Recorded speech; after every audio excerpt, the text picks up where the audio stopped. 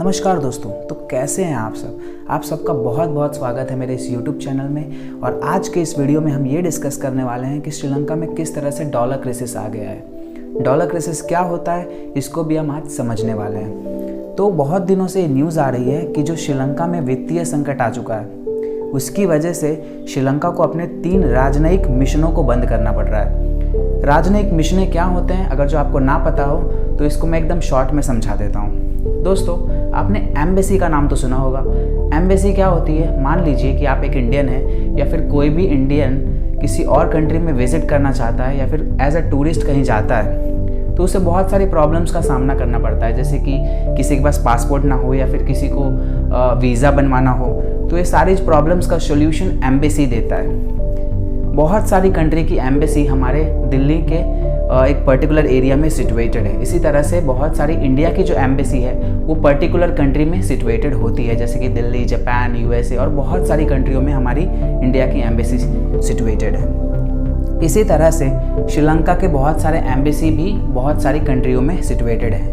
उन्हीं एम्बेसी में से श्रीलंका ने अपने 3 एम्बेसी को बंद कर दिया है और इसका कारण ये बताया गया है कि उनके पास डॉलर नहीं बच रहे हैं। डॉलर की बचत के लिए उन्होंने 3 एम्बेसीज को बंद कर दिया है। ठीक है, तो इसको हम समझेंगे एक डिटेल में। देखिए, इस न्यूज़ में भी आ गया था, जो अल जजीरा की न्यूज़ है, जिसके अंदर बताया गया है कि Sri Lanka shuts 3 foreign missions as dollar crisis worsens. बहुत ही ज़्यादा डॉलर क्राइसिस की वजह से श्रीलंका की हालत ख़राब हो चुकी है। देखिए, ये तीनों जो एम्बेसीज है वो जर्मनी के फ्रैंकफर्ट में था, साइप्रस के निकोशिया में था और नाइजीरिया के अम्बुजा में था। ये तीनों श्रीलंकन एम्बेसीज को बंद कर दिया गया है और डॉलर क्राइसिस की वजह से। दोस्तों, डॉलर क्राइसिस क्या होता है, आपने डॉलर नाम सुना होगा। डॉलर एक ऐसी करेंसी है जो कि बहुत ही ज़्यादा स्ट्रॉन्गेस्ट करेंसी है। आप एक पर्टिकुलर हमारी इंडियन करेंसी की बात कर लीजिए। इंडियन करेंसी की वैल्यू वर्ल्ड कम्युनिटी के अंदर उतनी नहीं है जितनी डॉलर की है। अगर जो किसी करेंसी को वैरी करना हो या फिर किसी करेंसी का एग्जाम्पल देना हो, किसी करेंसी को कंपेयर करना हो हमें कि हम करेंसी को, इस इंडियन करेंसी को डॉलर के साथ कंपेयर कर ले, तो कंपैरिटी के लिए डॉलर करेंसी का यूज़ किया जाता है। ये इतनी स्ट्रॉन्ग करेंसी है कि किसी देश को अगर जो इंपोर्ट या एक्सपोर्ट करना रहता है कहीं भी कुछ भी सामान को, तो वो डॉलर का उपयोग करती है। इसी हिसाब से अगर जो मान लीजिए कि किसी कंट्री के पास डॉलर की बचत ना हो, बहुत कम हो गया हो उनके पास डॉलर, तो फिर इस हालत में वो इंपोर्ट या एक्सपोर्ट किस तरह से करेंगे, क्योंकि इंपोर्ट और एक्सपोर्ट करना बहुत ज़रूरी है। श्रीलंका भी बहुत सारे सामान इंपोर्ट या एक्सपोर्ट करता है, जैसे कि शुगर कैन ले लीजिए, ऑयल ले लीजिए। तो इंपोर्ट और एक्सपोर्ट के लिए उन्हें डॉलर चाहिए, लेकिन अगर जो उनके पास डॉलर ही नहीं बचेगा तो इन्फ्लेशन रेट श्रीलंका के अंदर बहुत ही ज़्यादा बढ़ जाएगा। डॉलर क्राइसिस के साथ साथ देख लीजिए, श्रीलंका के अंदर जो फूड प्राइसेस का भाव है, प्राइसेस है, वो बहुत ही ज़्यादा बढ़ चुका है। इसकी वजह से बहुत ही ज़्यादा इन्फ्लेशन रेट श्रीलंका में बढ़ चुका है और लोगों का हाल एकदम बेहाल हो चुका है। अगर जो हम देखें श्रीलंका का फॉरेन रिजर्व जहाँ पे डॉलर रखा हुआ होता है और उसे इंपोर्ट या एक्सपोर्ट के काम में लिया जाता है, अगर जो उसकी बात करें तो श्रीलंका के पास सिर्फ 1.58 बिलियन डॉलर्स है। ओके, और 7.5 बिलियन डॉलर्स तो इन्होंने कर्ज लेके रखा है। अब जब इनके पास 1.58 बिलियन डॉलर ही बचा है तो ये लोग कर्ज कैसे चुकाएंगे। इसी की वजह से यहाँ पे डॉलर क्राइसिस हमें देखने मिल रही है। इसी के हिसाब से देखिए, 26 बिलियन डॉलर इन्होंने फॉरेन डेब्ट भी लिया है, इन्होंने कर्ज लेके रखा है।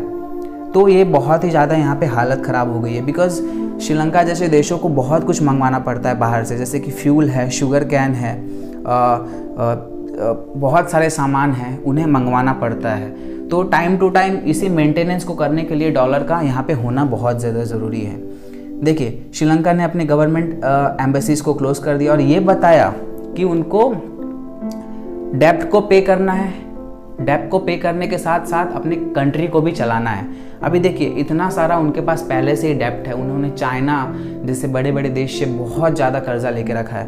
तो ये डेब्ट को ख़त्म करने के लिए और थोड़ी बहुत बचत के लिए 3 एम्बेसीज को बंद कर दिया है और अपने लोगों से ये भी कहा है कि जो भी फॉरेन विजिट करके आए हों या फिर जो भी फॉरेन से आ रहे हों, वो उनके पास भी अगर जो डॉलर में चेंज बचे हो तो आके वो हमें यहाँ पे जमा करा दे हमारे सेंट्रल बैंक में और श्रीलंकन करेंसी में अपने मनी को ले जाएं, ताकि हमारे पास डॉलर आ जाए। इसी के हिसाब से श्रीलंका को बहुत ही ज़्यादा फेस करना पड़ रहा है क्राइसिस यहाँ पे, जो कि श्रीलंका को बैंकरप्ट की तरफ ले जा रहा है। जब बैंकरप्ट की कगार पे कोई कंट्री आ जाती है तो उस कंट्री का नामो निशान तक मिट जाता है दोस्तों। इसके पास सिर्फ दो उपाय हैं बैंकरप्ट से बचने के लिए, या तो ये IMF के पास जाए, वहाँ से कुछ पैसे ले ले, या तो फिर बड़े बड़े बिजनेसमैन और बड़े बड़े लोगों को जो कि बिजनेस करते हैं बहुत सारी कंट्रीज़ में, उन सभी कंट्रीज़ के बिजनेसमैन को, बिजनेस आइडियाज़ को अपने श्रीलंका के अंदर आने दें, ताकि इससे भी थोड़ी फाइनेंशियल क्राइसिस या फिर डॉलर क्राइसिस में हमें सहायता मिल सकती है इन्हें।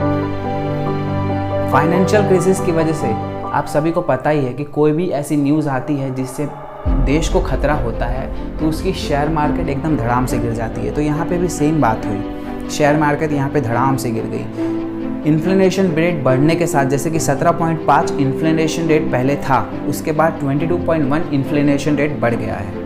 इसी से श्रीलंका के जो फॉरेन मिनिस्टर हैं उन्होंने कहा है कि जो कंट्री की जो कंजर्विंग नीड है वो फॉरेन रिजर्व्स और मिनिमाइजिंग एक्सपेंडिचर को लेके हम ये मेंटेन करने वाले हैं, और जो भी ओवरसीज़ मिशन है उसको हम बंद करने वाले हैं। ओके, तो देखिए श्रीलंका कैसे मैनेज करता है। श्रीलंका को $7.3 बिलियन अगले 12 महीने में पे करना है एज ए फॉरेन डेब्ट, और इसी मंथ ऑफ जनवरी एंड में उन्हें $500 मिलियन पे करना है। लेकिन श्रीलंका के पास सिर्फ $1.6 बिलियन का फॉरेन करेंसी बचा हुआ है, इसीलिए उन्होंने 3 कोलंबो डिप्लोमेटिक मिशंस जो कि एम्बेसीज थे उन्हें बंद कर दिया है। फिर भी देखिए उनके पास सिर्फ $1.6 बिलियन बचा है, फिर भी वो उनका कर्ज पूरा नहीं कर सकते, बिकॉज $500 मिलियन तो पहले देना है, चलिए वो तो हो जाएगा जनवरी के एंड तक, लेकिन $7.3 बिलियन तक वो कैसे पे करेंगे अगले 12 महीने?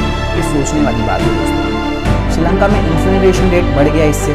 देखिए जो इन्फ्लेशन रेट 9.9 था नवंबर 2021 तक, वही दिसंबर 2021 तक आते आते 12.1% तक हो गया। इसने एक रिकॉर्ड स्थापित कर दिया है श्रीलंका जैसे देश के अंदर। इसी के हिसाब से व्हीट, फ्लोर, सीमेंट की जो प्राइसेस है वो 10% तक, पेट्रोलियम कुकिंग गैस की 85% तक और मिल्क पाउडर की 12.5% तक प्राइसेस में हमें हाइक देखने को मिला। इसी की वजह से यहाँ पे पॉवर्टी लाइन जो होती है उसके भी नीचे लोग आ चुके हैं। तो यहाँ पे इस तरह से हमें फाइनेंशियल क्राइसिस यहाँ पे हमें देखने मिल रहा है दोस्तों। इसी डॉलर क्राइसिस की वजह से इंडिया के अंदर बहुत सारी प्रॉब्लम्स आ चुकी हैं, और ये प्रॉब्लम्स को फेस करना श्रीलंका के अंदर बहुत सारी प्रॉब्लम्स आ चुकी हैं, और इस प्रॉब्लम को फेस करना उतना इम्पॉर्टेंट है। श्रीलंका में ना सिर्फ डॉलर क्राइसिस की वजह से इन्फ्लेशन रेट बढ़ा है, लेकिन लोगों के जीने के तरीके में बहुत ज़्यादा बदलाव यहाँ पे हमें देखने मिलते हैं। लोगों को महंगाई का सामना करना पड़ रहा है, फूड क्राइसिस में बहुत ही ज़्यादा बढ़ोतरी हमें देखने मिलती है। अगर जो आप श्रीलंका के इन्फ्लेशन रेट देखें तो नवंबर में 11.1% था जैसे मैंने आपको बताया, और वो 17% तक बढ़ गया है पिछले 1 साल के अंदर। और समझिए कि उनके रिजर्व में सिर्फ $1.58 बिलियन बचे हैं, जैसे कि मैंने आपको पहले भी बताया, और फॉरेन रिजर्व में सिर्फ $7.5 बिलियन की यहाँ पे उनके पास डॉलर्स बचे हुए हैं। तो देखने वाली बात होगी दोस्तों कि आगे आने वाले समय में क्या श्रीलंका बैंकरप्ट हो जाता है, या फिर कोई टैक्टिक्स यहाँ पे अपना के या फिर IMF के पास जाके डॉलर्स की मदद लेके अपनी इकोनॉमी को चलाने की कोशिश करता है। ये तो आने वाले समय में देखा जाएगा, और ऐसी वीडियोस के साथ हम आपके पास आते रहेंगे। अगर जो आपको ये चैनल अच्छा लग रहा है तो इसे सब्सक्राइब कर लीजिए, वीडियो को लाइक कीजिए और शेयर कीजिए। धन्यवाद।